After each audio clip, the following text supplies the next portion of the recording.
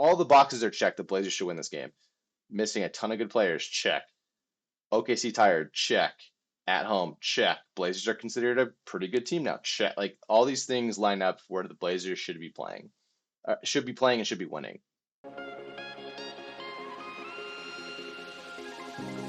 What up? Welcome to the Rip City Pod. I'm Eric Anderson. I'm a writer at Heavy.com, and I am your esteemed host. We're gonna get right into it. It's gonna be a big road trip coming up for the Blazers, so we don't have any time to spare here. Let's catch you up since we last spoke. So since we last spoke, there's been two Blazers games, and we've seen a roller coaster of performances from the Blazers. We've seen a pretty underwhelming loss to a Luka Doncic-less and LeBron James-less, and I think even Austin Reeves-less. Is this correct? Austin Reeves-less.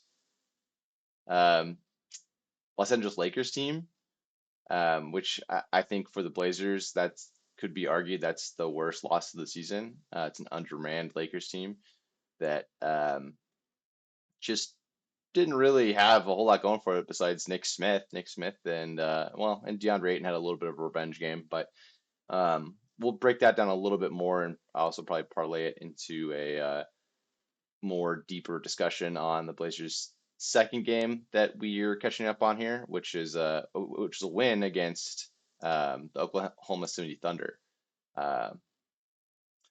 Pretty big win, honestly. Even though this Oklahoma City Thunder team was also undermanned, missing Alex Caruso, Lou Dort, Chet Holmgren, and Jalen Williams. That's a mouthful, and just saying that out loud now and just thinking about it, like that's a significant part of their team. That's four of their top six, four of their top seven, you could argue. So they're pretty undermanned, but the Blazers found a way to. I think what was encouraging about the game is the Blazers found a way to get a win despite a horrendous start.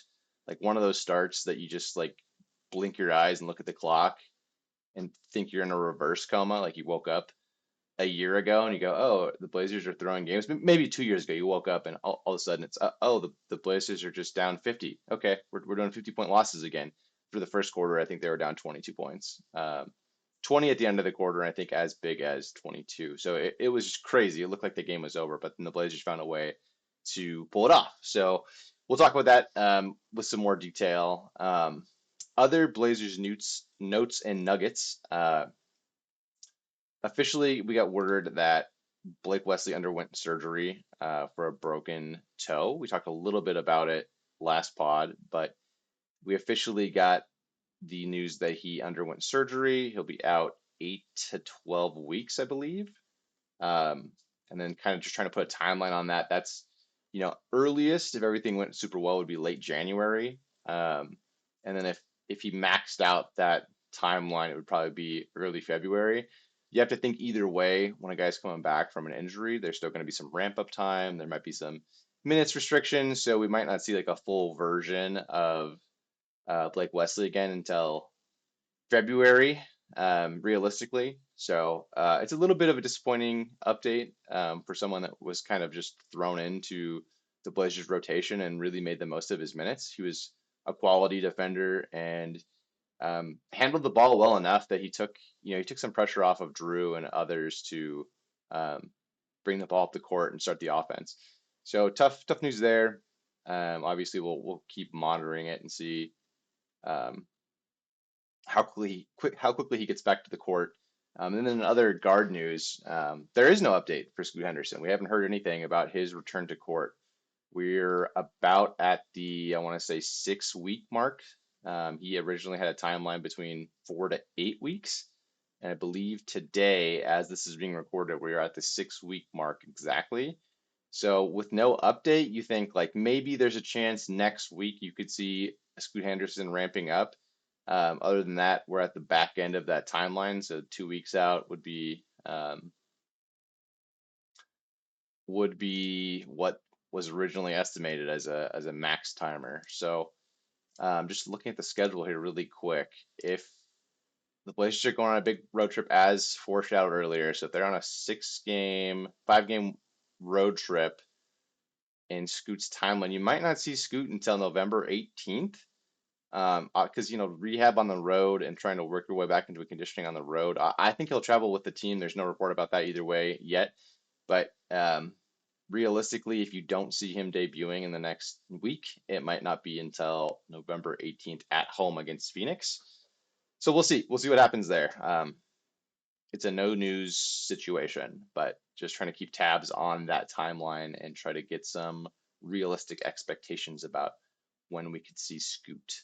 Um, and then we had talked about it a little bit before. There was a young Hansen note that he was going to jump up and down between the G League, and that's exactly what we've seen. We've seen the Blazers activate him from the G League and then put him back down in the G League. And basically, what he's doing is practicing with the team, coming back up, being ready for game day, dropping back down to practice, coming back up and being available for the active roster. Um, it gets him court time, it gets him practice time, it gets him lots of just little things that he needs. But now he hasn't appeared in a game since the Jazz game, which was October 29th. So I think that's two DNPs in a row since then, which is like not terribly surprising because we've seen other centers do some and forwards do some things for the Blazers that have been really good. And obviously Robert Williams becoming healthy has affected the rotation quite a bit. We saw Duop Reith have some quality minutes, especially against OKC, and then we also saw City Sissoko do some things. I don't know if we can give CD a huge pass as far as his contribution so far, but certainly Thiago Splitter has leaned a little bit more on that rotation to try to discover if he's got something else there that's going to be game ready for these important Western Conference games, especially jockeying for position in a loaded West. But that's about it as far as news items goes since we last spoke. So we're gonna go into honestly, I'm gonna jump into the OKC game because the Lakers game is just such an anomaly to me. I mentioned a little bit already, like the Nick Smith game happened. So I guess just to quickly recap it, the Blazers lost 123 to 115. Nick Smith had a trillion points. I mean, actually 25 points in 27 minutes, which is incredible. 6 assists, incredible. He shot 67%, incredible. He shot 5 for 6 on threes, incredible. Like apparently he was unguardable. And just this huge thorn in the Blazers side. So there really wasn't a whole lot to understand there. I mean, DeAndre Ayton also had a monster double double, so there was clearly some. I don't know if it's an underperformance from the Blazers bigs, but something was going on there where both Donovan and Robert and CD like didn't really have incredible games. Every center was kind of getting torched. And actually look at the box score really quick. The only Blazer that had a positive, a plus, and the plus minus was Caleb Love, who played 7 minutes and barely played in the second half. So it was just a bad game for most of the roster. That being said, Danny Advia did have 33 points and 6 rebounds, 2 assists, 1 steal, 1 block. Like he's continuing to put up all-star numbers and getting to the free throw line a ton. Those free throw numbers probably deserve a little bit more of a deep dive than I'm prepared to give right now, but that's a pretty elite level. That's kind of like an SGA, Joel Embiid when he's healthy kind of number to get to the line that many times, at least in that game. Actually, let's just check really quick if he did that against the Thunder. I can't remember off the top of my head. He went to the line even more against the Thunder and went 15 for 16. So that trend, if that continues, is elite, like elite, like top 1% or top less than a percentage point in the NBA, which is obviously just a tribute to Denny's ability to play like a loose freight train, just crashing into players and creating contact and being able to finish or get to the line. It's really, really incredible stuff. I've said it before and I'll say it again right now, but he does remind me of like the physicality of a prime LeBron. Obviously, he's not dunking on people, he's not destroying the rim, but he's bowling into people with such like ferocity that it just reminds me a lot of what LeBron does and what LeBron can still continue to do at his advanced age. So yeah, besides that, there's not a whole lot in that Lakers game that's really worth talking about, in my opinion. Just scanning the box score again here really quick. It looks like the Blazers kind of shot super poorly from three. Tumani 3 for 11, Denny 3 for 9, Jrue 0 for 6, Shaden 1 for 7. So it just like no one really had it going from deep, which like variance, shooting variance will happen. We mentioned this probably every podcast. That can always be the culprit for a game, but in a game like this, when the Blazers are now having a pretty strong early season and the expectations are starting to grow quite a bit for this squad, you have to win. You have to win games against teams that are starting Rui Hachimura, Jake LaRavia, Dalton Knecht, DeAndre Ayton, and Marcus Smart. I mean, there's not a single player on that starting five that you look at and go, "Oh yeah, Blazers can't beat them." In fact, that starting five sounds like a starting five from the Blazers 2 seasons ago. Like a bunch of names where you're like, "Huh? That's who they're starting? That's who's giving them problems." Blazers gave up two 30-point quarter, almost a 40-point quarter in the second half. Like somehow the second half defense got worse than the first half. I don't know. Uh, yeah, not a ton to visit there. Just kind of a shocking loss. And that was on the back of a pretty incredible win. So this roller coaster was like Nuggets win. Oh, this is great. Oh, this is look where we're going. And it was like Lakers loss. Oh, this is terrible. In fact, I think when the news popped that day where Austin Reeves wasn't playing, I go, oh, the Blazers are going to win this one. I don't know if this is even worth watching. And then you go, oh, Lakers lost. And then you start the you watch the first quarter of the OKC game, and you go, oh, this is somehow going lower. We're going down farther. This is going to be even worse. What is going on? And then all of a sudden, that second quarter, the shots start falling a little bit, in part because um, Coach Daniel Dagnall chose to play a pretty loose lineup, and he certainly changed that in the second half. But it let the Blazers back in the game, and the Blazers just found ways to fight through it. So I guess we'll fully pivot into that OKC Blazers game. I'm gonna run you through some of my notes because I was just expecting this to be a quality matchup, despite the Thunder missing, a ton of their roster. I just wanted to see how the Blazers performed at home against a really good roster. Like OKC is still super deep. Part of the reason they won the NBA championship last year is because they sport a really deep roster. They're still really young and they have fresh legs, and most of these guys are playing really, really high level defense. So they can still give teams a ton of problems. I wouldn't say it's like the Lakers, where if the Lakers are missing their top three options, you go, oh, you got to beat that team. But the way in which the Thunder came out and just started beating the hell out of the Blazers was shocking, absolutely shocking. Uh, so some of my notes, right off the jump, you saw Tumani on SGA, and as SGA is kind of prone to do, he doesn't really attack a whole lot in the first quarter unless his team's absolutely struggling. So I thought it was interesting that Tumani was on him immediately, but then also kind of funny that it didn't really matter because SGA is kind of happy to facilitate, let the offense get going. So there wasn't what looked like it was going to be a super interesting matchup and lead to us understanding just how good Tumani is, at least when he's facing the MVP. We didn't really see a whole lot come to fruition right away. But then almost like you blink your eyes and the Blazers were down 9-1. You're like, okay, well that's not a great start. And something I would mention going into the game was the Blazers are kind of like a lesser version of what the Thunder are right now, at least on paper. They're this team that wants to pick you up full court, blitz you, get out and run, play fast, play loose, and just generate tons of turnovers, tons of points, and start moving. And you can't do that against OKC because they're just better at it. And that's almost exactly what happened. You saw Case and Wallace blitzing passing lanes and getting out for layups. You saw others jumping passing lanes, and you go, oh, that's not great. Aaron Wiggins hit multiple threes. I think he hit three threes in the first 5 minutes, was it? So their offense just looked unstoppable. I think Lamar Hurd on the broadcast mentioned uh, the Blazers just like there's some science to not defending the 3-point line that closely, but you just can't be that far off, guys. Like it just was evident that OKC was spacing the court really nicely and then just drilling shots constantly. Um, I also wondered at least in that first quarter in the first half, and I can't say it carried over the entire game, but is Casey Wallace a young Drew Holiday?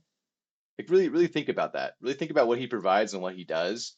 Maybe the scoring's not there to like peak Drew Holiday, but is Casey Wallace on a trajectory where he is going to be the next Drew Holiday? He certainly looked a lot like that kind of guy in a game like this. Here's this end of game stat line. He played 36 minutes, which is starter minutes plus some. Five 5 points, 8 rebounds, 5 assists, 3 steals, no blocks, but he does get blocks. As a 6'2", 6'3" guard, maybe 6'4", but he's a small guard. Um, he looked like the Thunder's version of what Jrue Holiday is currently, and that they might be closer this season than you think. Jason Wallace's responsibilities obviously aren't even close to what Jrue is doing for the Blazers, and we're going to do a little bit of a deep dive on Jrue later in this episode. But I just wondered, it was like, is that the right comparison? Is Casey Wallace on a Jrue Holiday trajectory? And obviously, if he was, Thunder fans would take that in a heartbeat. I think they all also love what they have right now, and they don't need more out of him now. But I think he could be better, and I think he could be that. Um, so this first quarter, man, was so tough. Nothing was falling. Blazers were missing shots everywhere, but it got to a point of like laughably bad when Rob Williams shot a corner three off the side of the backboard. And I just thought, this game's over. I literally wrote, and that's game. Thanks for coming out. Because they were down 18 at that point. He bricked a three off the side of the backboard and they fouled on the other end. You go, God, they can't stop anybody, and they're just giving up fast break points constantly. Um, yeah, even when the Blazers had a signature moment, Shaden Sharp blitzed the passing lane and got like a pick six style steal, and you go, oh, here comes the moment to like ignite the fan base, get the crowd back in, and he's gonna throw down a windmill or a 360 or something. He he's all by himself. He's running down the court, and he jumps up, and it's just like a gentle little finger roll, just like the most uninspiring finish to a play, and you go, God, is everything just off about this team? Where's the energy? Where's the enthusiasm? Where's the desire to get the crowd in it? Like nothing could happen in that quarter.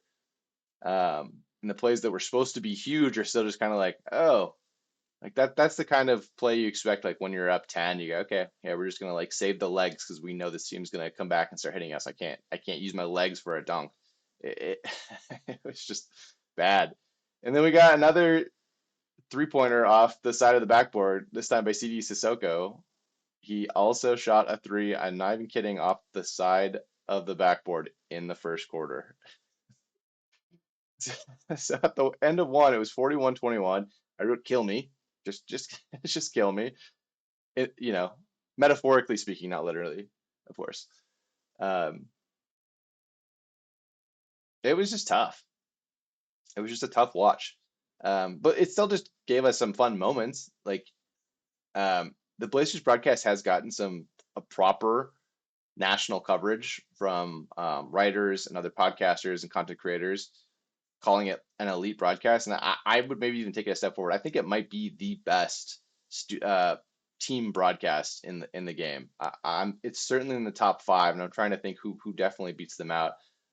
But I don't know. I'd really have to go and do a deep dive power ranking. But Kevin Calabro had multiple calls on some SGA baseline fadeaways, and it's just it's a smooth shot. It's a really attractive shot to watch, right? It's like it's so compelling. We all think of Kobe, we all think of MJ when we see it. Maybe Durant.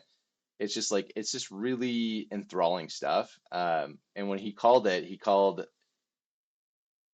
SGA's fadeaway a Jimmy. It's the baseline Jimmy. And I just started thinking, when's the last time you've heard anybody use the word Jimmy to describe a jumper? Like now most commonly you hear like J or you know just shot. It's a shot. It's a fadeaway. It's whatever it is. Calabro going into the bag and pulling out Jimmy was just like a treat. Just didn't realize I needed it, and I did. And I feel like that broadcast gives me one of those moments every single time. There's just one little thing where I go, I didn't know I wanted that. I did. And if anyone else has heard a commentator across the league, if you have League Pass, tell me who else uses the word Jimmy. It's the best. And so where the game really started to turn, and I think this is also a little trend that the Blazers maybe fell victim to as well. But Mark Daigneault maybe sensed that he had this game in the bag. I can't get in his head, and I can't guarantee anything. But he started playing like even though they're already playing, multiple bodies down, he started playing his deep bench players meaningful minutes in the first half, and he put in Brandon Carlson, which if you go, who's that? Correct. Um, I even have Googled him a little bit, and I still can't really explain it, but it was very noticeable in the game that he checked in because you go, oh, does OKC have another tall white guy that we just didn't know about? And the answer is no, they do not. He just happens to be a body that's there. Um, but man, he was bad. And he checked in and he got to make so many mistakes. If you think Young Hanson's leash is tight right now, and you're thinking like, man, I want to see more Young. I wish the Blazers would play him. If Young got Carlson's leash, it would be crazy. You know, it wouldn't even make sense because this guy got to just screw up the game for 8 minutes, 6 minutes, I think, in the first in his first shift. So I mean, he threw some bad passes. He couldn't finish things. He was just kind of out there, just screwing up the entire flow of the offense. And one of my notes was, I don't know if the Blazers can rely on him completely effing this up for OKC, but he did enough to give the Blazers space. Uh, he's just bricking shots. I wondered like, is Dagnall somehow trying to throw this game? Does he's got some money on this? Not really, but every single game forever now. And I don't know if anyone else's social media is like this, but I just get memes served to me now. It's just like, man, look at how much Chauncey was betting on this. Like, it's just it's an ongoing thing. It's gonna get old eventually. It's still kind of funny to me, and not funny in the like, haha, Chauncey's suffering for making some questionable decisions, but funny like everyone kind of makes the same joke. Like, oh, this game looks like it's maybe getting cooked by some crazy decisions, Chauncey. Um, so we got more Carlson bricks. Somehow he got to just like continue making mistakes. He got this like crazy long leash, and no one knows why. Um, and like he's just funny looking out there, man. He kind of looked like the worst dude you've ever played against. Like, go back, put yourself in your shoes in college. Try to remember like rec league. Try to remember that guy that's like headband, sleeve, and like has an athletic body. Like, clearly plays the game, but like that guy. And then take him and put him on an NBA court, and you go, huh? And they just did that. They just went with Carlson in some Brooks Barnhizer minutes, but like not too many there. But it let the Blazers back in the game. Blazers outscored the OKC Thunder 36-24 in the second quarter, and basically the game was just like right back to even. Like, it's now a fun game again, and but no one knows for what reason. Um, maybe, and I'm not an NBA coach. I'm never gonna pretend to be an NBA coach. I've not even coached at a high school level. I'm not interested in coaching, but I study the game pretty closely. I've worked in athletic administrations and worked closely with college basketball coaches, so I got a little bit of insight and a little bit of understanding into rotations and decisions. But at the NBA level, it's totally different. So I'm not going to pretend like I know this, but I assume that the Thunder go, okay, we can't just wear down SGA when he's playing, and in Case and Wallace and Hartenstein when they're playing with 8 backups.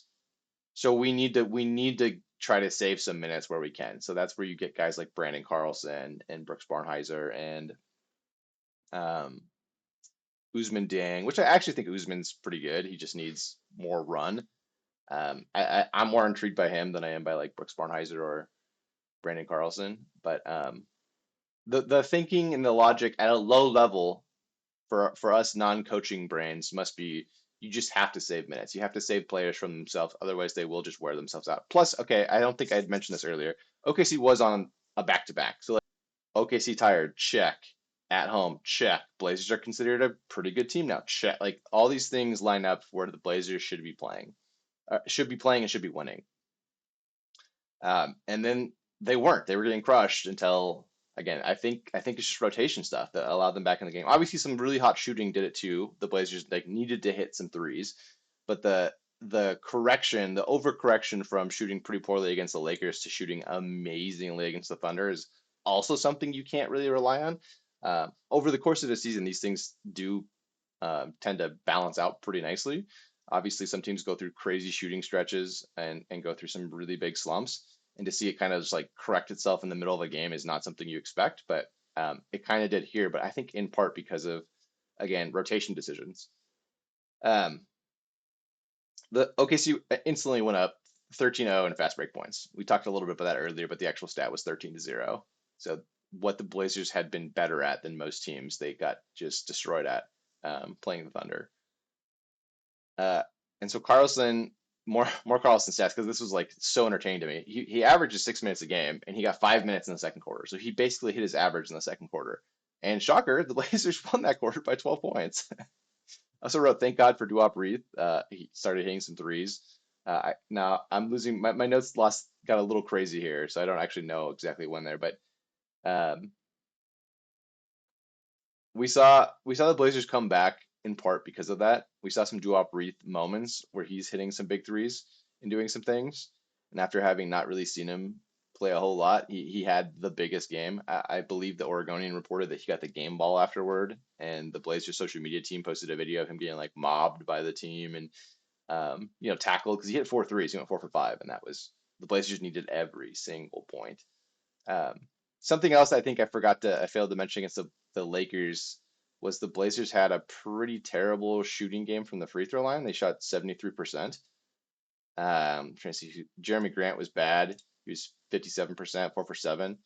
Shaden missed a couple, fine. Tumani missed one, that's fine. But it was really just like the Jeremy Grant anomaly that hurt them there. Uh, Against OKC, after the comeback was fully completed, the Blazers shot 94%, which is another huge correction. So you go from not being able to shoot threes or free throws against the Lakers, against a really downtrodden Lakers team, to shooting really elite, 44% overall from three and 94% from the line. Those things you can't really rely on either. Like 44% is a really good number.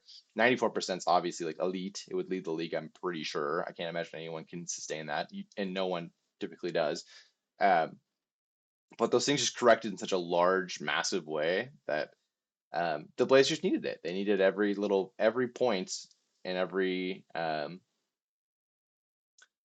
they needed every point. They really did. So just like looking at the overall game trend again, we're not going to go through every quarter, but the Blazers again ended up fighting. They won the third quarter as well, pretty evenly matched, and they had a bigger effort in the fourth quarter to actually win the game. Right? They needed every ounce of it. Um, but it was timely shot making, and it was Denny Abia went 15 for 16 from the free throw line. That's elite and incredible. He had a pretty bad shooting game overall, 29%. That'll be better. Part of that's OKC's defense is pretty nice, but that won't be that bad. He's better than that. I'm trying to see who else really stood out here. Jrue did a little bit of everything again, 22, 6 rebounds, 3 assists, 1 steal. Turnovers were up a little bit, but again, I think that's an OKC thing. So the Blazers had 15 turnovers to OKC's 14, which is, I think you'd be pretty happy with that as a coach. I don't know if Splitter commented on that specifically. I didn't go looking for that quote, but I'm sure he'd take that and go, yeah, that our defense did what it needs to do. Only 4 minutes from Rob Williams, which is a little like interesting. So Rob kind of had back-to-back stinkers, or at least just didn't get to play too much and showcase what he can do. He kind of had moments in his previous stints where you go, ooh, Rob looks good, and then the last couple games you're going, maybe not. Chris Murray, 18 minutes, didn't really do much. Jeremy Grant, 20, 5 rebounds, 5 assists, 1 block. Pretty solid. Pretty solid. Continuing to play off the bench and playing starters. He's playing starters minutes, but playing them off the bench, basically.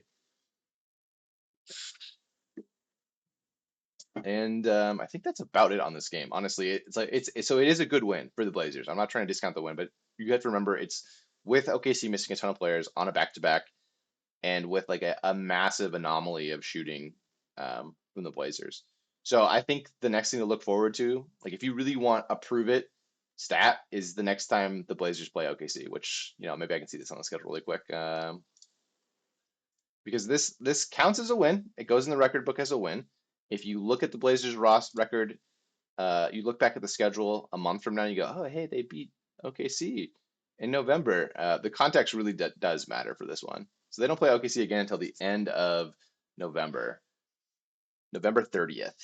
So you get some Thanksgiving, get some turkey in your belly, and then you get to watch a little bit of that weekend you get to watch Blazers OKC again, and it's back in Portland again. So the Blazers, hopefully both teams are full strength, and you can actually get a really good measuring stick for where the Blazers are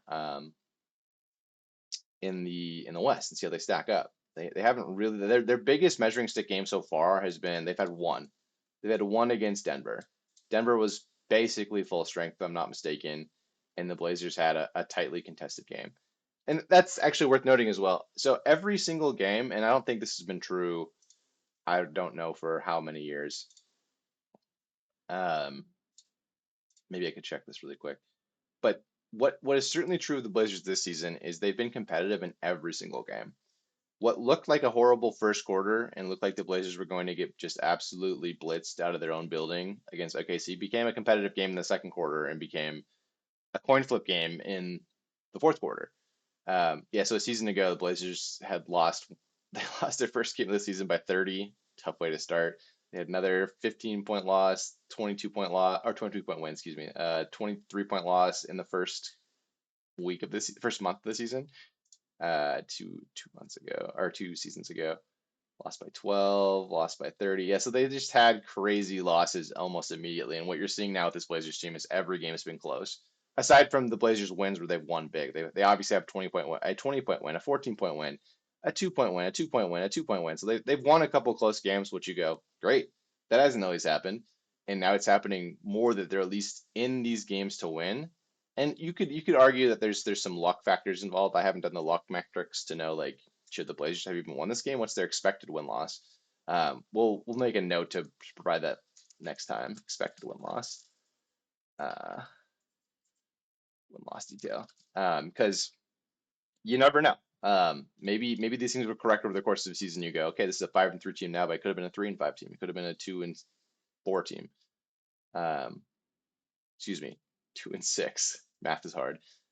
Doing math live on podcasts, super riveting stuff. Okay, so we're about at where we want to be for time, but I'm gonna do one more quick stats deep dive because I promised this 2 pods ago. I said I think I wanted to like take a deeper look at what Jrue Holiday's doing in this season so far and try to explain how that ranks in his career and why it matters. So he's 35, and through 8 games right now, Jrue's averaging 17.4 points per game, 7.6 assists, 4.9 rebounds, 1.4 steals in 33 minutes. He's shooting 46% from the field, 37 from the 3-point line, 82 from the free throw line for an overall true shooting percentage of 58, which is pretty good. His current assist total puts him at 10th in the NBA, which I don't think anybody would have guessed going into the season that he was going to be one of the top 10 assist guys, but currently it is. So if you're just trying to compare season over season what this version of Jrue looks like versus what he was doing last year for Boston, his scoring's up like 57%, jumping from 11 points to 17. His assists are up like way up, almost double. He went from 3.9 assists to 7.6 currently.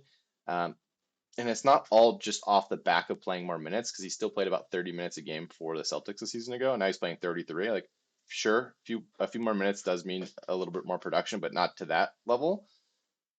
So he's gone from this elite connective piece for the Celtics to and like a fourth option on offense to he's like a full on primary organizer in Portland. So he's doing way more. His true shooting's up several percentages points from 56 to 58. Obviously, 3-point attempts have also gone up. Some of that's by necessity, and some of it's just that's what the offense is. The offense is a flowing motion offense. It's the ball's coming to him right now. It might not always come to him, but it's found its way to him. So he's gone from shooting 4.9 threes a season ago to 7.1 this year. Big increase in volume and still efficient despite shooting more. He's shooting 37% from three and he was shooting about 43, which was 43 is really good last year. But increasing the volume and still sitting at 37 is really good. So he's got more responsibility to produce on offense, and he's not really giving a ton back in efficiency, which is kind of incredible, especially at age 35. But if you're just trying to think like how it ranks in his career, so he had 2 really, really big seasons. He had a Pelican season in 2018, 2019, where he scored 21 points, 7 assists, 7.7 assists, 5 rebounds, and then some pretty good assist numbers, and then the Bucks. He had a couple good Bucks seasons, but a really good uh, Bucks seasons in 22-23. Let's see. Is that the championship year too? I'm trying to remember. Oh, no, it was Denver's championship year. So with the Bucks in 22-23, 19 points, 19.3 points, 7.4 assists, 5.1 rebounds. Again, like another like big season. He's basically having that Bucks season right now. He's really close to that season right now. It's a little bit below. The scoring's not quite at those levels, but the playmaking with at least his assist is. He's at 7.6 right now, which is better than that Buck season, and is almost as good as that Pelican season. And his efficiency is right in the same location. He's at 58 true shooting right now, and he was at 58 in his best Buck season. So I mean, again, given he's age 35, it's early in the season. Can he maintain this?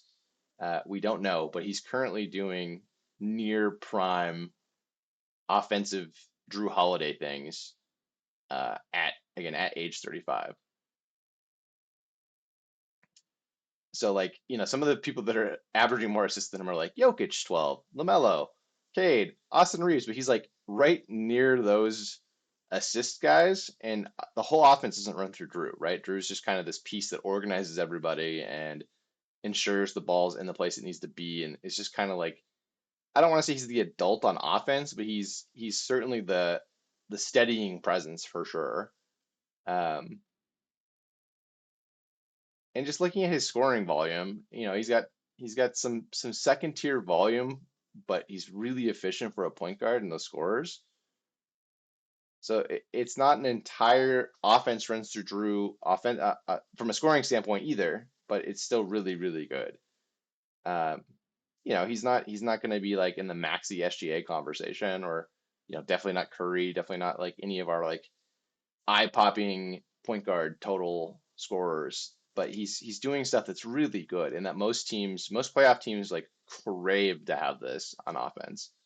And the other part too is like Jrue doesn't need to do this. He needs to do it in the sense that the Blazers need it, but he doesn't need to do it to fulfill himself. Like Jrue didn't come to Portland and go, I'm going to score. It's my time to break out. I need to put up big stats for my next contract. And his contract is currently in a fine state, but he's not playing for his next contract. He's not playing a selfish brand of basketball. He's just doing this because this offense is requiring it out of him. And it's put the Blazers at 5-3, and they have an average offensive rating. They're not an elite offense, but they're average, and their defense is top 10, and their net rating is like slightly below top 10. But it's pretty good. It's a roster that's not built for him. It's a roster that's built for young pieces to start excelling, like Denny Avdia, Donovan Clingan, Shaden Sharp, Jeremy Grant to an extent, not really built for him either, but he fits in really well. Eventually, Scoot Henderson too. Like we're gonna see Scoot fit, and that again, as mentioned previously, that will impact Jrue's totals and his stats, and some of those things will shift eventually. But currently, it's really good stuff. It's part of the reason that Jeremy Grant's efficiency spike has gone up. Um, and I'd say relative to other point guards in the league, it's not just empty numbers, right? He's the reason the Blazers are 5. He's a big reason the Blazers are 5-3. He's not the only reason, but he's a big reason. He's above average on offense and on defense. And on paper, it was a team that like no one really saw this coming so far. So this is the best Jrue we've seen since Milwaukee. It's better than most of his Boston Celtics seasons. Again, those are different teams, different levels, but his scoring and assists are basically at his all-star levels with the Bucks. In part because he had to scale a lot of things back to fit in with Boston. So not to say he wasn't capable of Boston, but now we're seeing what he can do when that volume goes back up and the opportunities come back. And he's just one of the league's most efficient, high usage kind of table setters. He's top 10 in assists across all positions, right? Like he's just there, and he still nearly gives you like 17 to 18 points a night. So he's not just dishing, he's not just scoring. He's just doing a lot. So Portland's 5-3 is very much in part from the Jrue Holiday effect. So it'll be fun to see how that continues and how it develops when the Blazers are at full strength. Obviously, they're missing a few players now. We mentioned Scoot.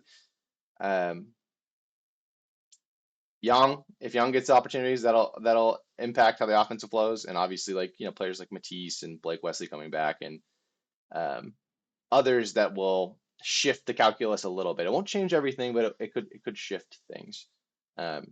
So that's our Jrue Holiday deep dive from a new segment that we're gonna call Stats What I'm Talking About, or not. You know, we'll figure it out. We'll workshop it. But thanks for stopping by. It's been another great pod, and obviously we're just gonna keep hammering away at Blazers coverage as we go this season. So we'll see you next time.